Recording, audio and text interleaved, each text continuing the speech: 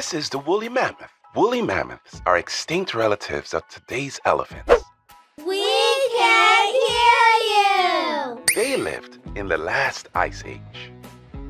Oh, sorry.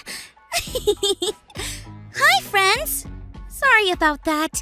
Remember my visit to the museum that I told you about? Yeah. Well, we had a really cool person named Linda with us. She was our tour guide. A tour guide is someone who shows you around and tells you really cool things about what you see. The problem was, Linda spoke really quiet, and I couldn't hear what she was saying. Huh? So, my dad suggested I go to the museum website and listen there. I had it on full blast, so that I won't miss anything. Speaking of full blast, this is the woolly mammoth. It was one of my favorite things we saw at the museum. They lived a long, long time ago. Can you imagine what they sounded like?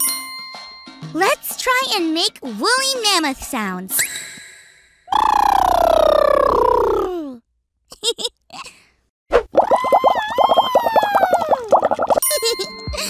Woolly mammoths aren't around anymore, so we can't actually hear them, though it's fun to imagine. I wonder what we'll hear in today's Bible story. It's time for today's Bible story. John was doing the job that God had sent him to do. He was baptizing people in the river and getting them ready to see Jesus. And then one day, Jesus was there at the river. He had come to be baptized too. John couldn't believe it. Jesus was God's son. He didn't do anything wrong ever. Why did he need to be baptized? But Jesus said that it had to be done. So, John baptized Jesus. He put him under the water and brought him back up. When he did this, the sky opened. God's Spirit came down as a kind of bird called a dove. And then God spoke. God said that Jesus was God's son, who God loved, and that Jesus made God very happy. John had been telling everyone the very same thing about Jesus, but now they heard it from God's very own voice, because we can hear God's voice if we listen. Whales are mammals just like us. They breathe air just like we do, but they breathe through blowholes on the top of their heads. Wow! I missed so much by not being able to hear Linda the tour guide at the museum. I'm really glad I had a different way of hearing all about the cool things I saw there.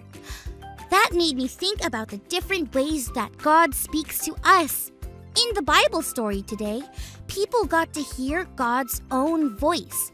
But God also spoke through John to get people ready for Jesus. What if God is talking to us all the time in different ways?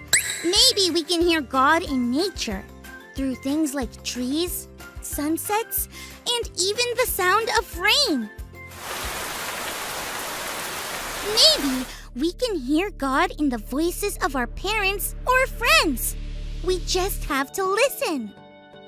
We can hear God's voice if we listen. Maybe God can even speak in the voice of a woolly mammoth. Okay, maybe not.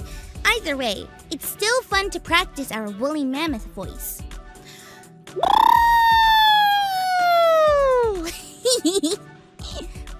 Well, I'll talk to you all next time.